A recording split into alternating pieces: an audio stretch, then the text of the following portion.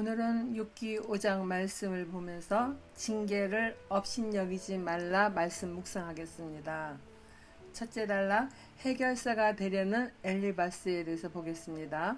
어서 부르짖어 보아라. 내게 응답하는 이가 있겠느냐? 하늘에 있는 거룩한 이들 가운데서 그 누구에게 하소연을 할 수 있겠느냐? 미련한 사람은 자기의 분노 때문에 죽고 어리석은 사람은 자기의 질투 때문에 죽는 법이다. 어리석은 사람의 뿌리가 뽑히고 어리석은 자의 집이 순식간에 망하는 것을 내가 직접 보았다. 그런 자의 자식들은 도움을 받을 데가 없어서 재판에서 억울한 일을 당해도 구해주는 이가 없었고, 그런 자들이 거두어 들인 것은 굶주린 사람이 먹어치운다. 가시나무 밭에서 자란 것까지 먹어치운다. 목마른 사람이 그의 재산을 삼켜버린다. 재앙이 흙에서 일어나는 법도 없고 고난이 땅에서 솟아나는 법도 없다. 인간이 고난을 타고 태어나는 것은 불티가 위로 나는 것과 같은 이치이다. 나 같으면 하나님을 찾아서 내 사정을 하나님께 털어놓겠다. 엘리바스는 친구인 욥이 고통에서 속히 벗어나기를 원하는 그러한 마음을 가지고 있었을 것입니다. 그는 자신이 알고 있는 지식으로 욥의 문제를 속히 해결할 수 있도록 여러 조언의 말을 합니다. 그러나 그 모든 조언은 사회적 통념에서 익힌 것들이지 하나님의 뜻과는 다릅니다. 얼핏 들으면 틀린 말이 하나도 없고 하나님 뜻에 일치된 말인 것 같지만은 실제는 전혀 그렇지 않다는 것입니다. 욥의 진화는 하나님의 영역 안에서 일어난 일입니다. 욥뿐만 아니라 우리들의 일상사에서 일어나는 크고 작은 일 모두가 하나님이 허락하시지 않으면 아무것도 이루어질 수 없습니다. 엘리바스만 아니라 우리들도 사회적으로 만연한 통념들을 믿고 따르는 일이 허다합니다.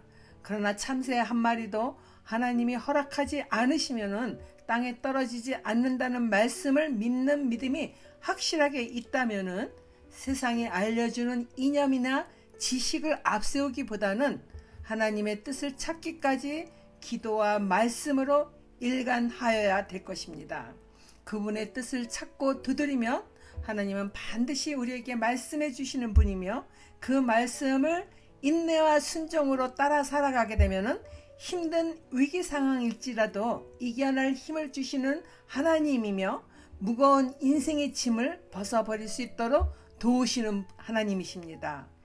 엘리바스는 두 친구와 밤낮 이래 동안 욥과 함께 땅바닥에 앉아 있으면서 욥이 겪는 고통이 너무너무 처참하여 아무 말도 하지 않았지만은 시간이 좀 지나자 엘리바스는 성급하게 욥을 권면한 것입니다. 그러나 가족 중 한 사람만 죽게 된 경우라도 슬픔에 빠지기 마련인데 10명의 자식을 한꺼번에 잃고 모든 재산도 남김없이 잃게 된 욥의 한란은 누구라도 견디기 어려운 일입니다. 거기다가 자신의 몸이 만신창이가 된 처참한 고난 가운데 처하게 되었으니 이러한 경우 어떤 사람일지라도 일어설 기운을 다 잃어버리게 되는 경우가 대부분이지 않겠습니까? 엘리바스는 문제가 해결되는 것에만 초점을 두고 욥의 고통에 진심으로 공감하지 못한 것입니다. 그의 훈계는 도리어 욥을 더 힘들게 하며 고통을 가져다 줄 뿐입니다. 그는 인간이 고난을 타고 태어나는 것은 불티가 위로 올라가는 것과 같은 이치라며 고난에 도리어 순응하라는 훈계를 합니다. 그러니까 인간에게는 모두가 다 고난이 있기 마련이라는 것이죠. 그러나 지금 이 욥의 고난이 그렇게 쉬운 고난이 아니잖아요. 엘리바스는 자신이라면 하나님을 찾아서 사정을 아뢰겠다고까지 말합니다. 즉 태어난 나를 저주하기보다는 하나님께 먼저 기도하겠다는 것이에요. 욥이 태어난 나를 저주하는 한탄의 말에 대하여서 질책하는 엘리바스입니다. 그는 친구인 욥을 사랑하는 마음에서 겉면의 말을 아끼지 않는다고 스스로 믿고 있었는지를 물읍니다. 그러나 그것은 진정한 사랑과는 거리가 먼 교만일 수도 있습니다. 적용 질문입니다.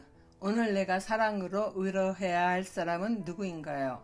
나는 하나님의 마음을 가지고 고난 가운데 있는 자를 일으켜 세우는 사람입니까? 입술로만 가볍게 위로하는 사람은 아닌지요? 두 번째 단락입니다.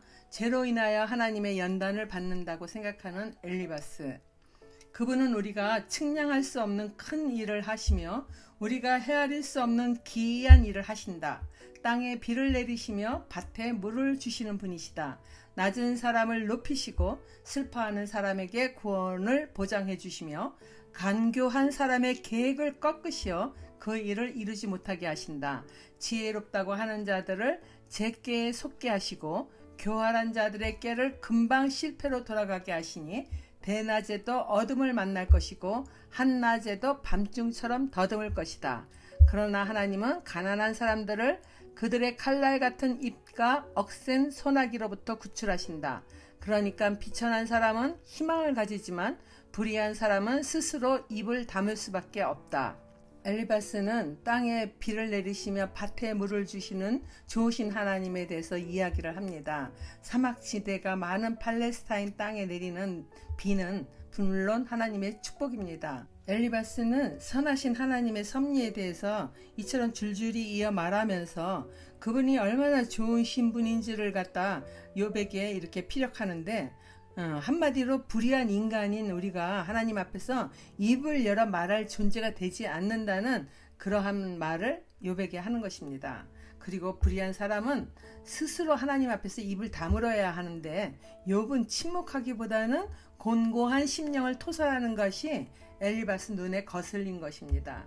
엘리바스는 내가 무언가 잘못을 하였으니 한낮에도 밤중처럼 더듬는 일을 당한 것이라고 믿고 있는 것이에요. 간교한 사람의 계획을 꺾으시고 그 사람의 일을 이루지 못하게 하신다는 말을 함으로 마치 욥이 간교한 사람이라도 된 것 같은 말을 은연중에 내비칩니다.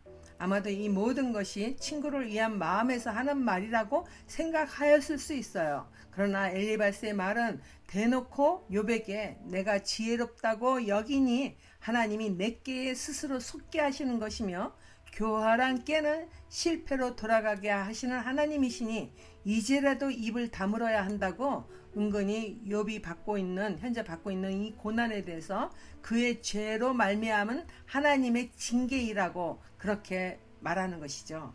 적용 질문입니다.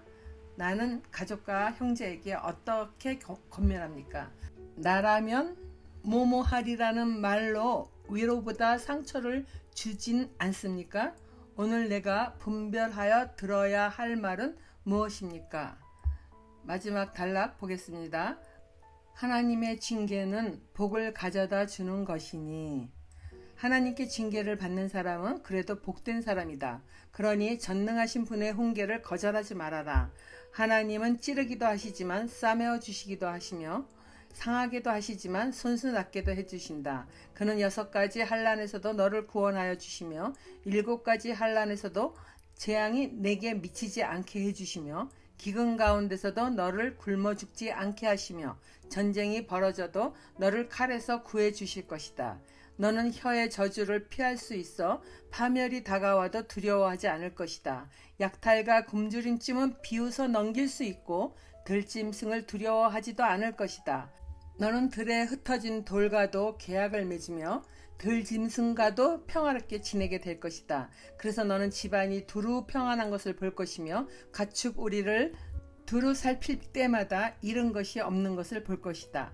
또 자손도 많이 늘어나서 땅에 풀같이 많아지는 것을 보게 될 것이다.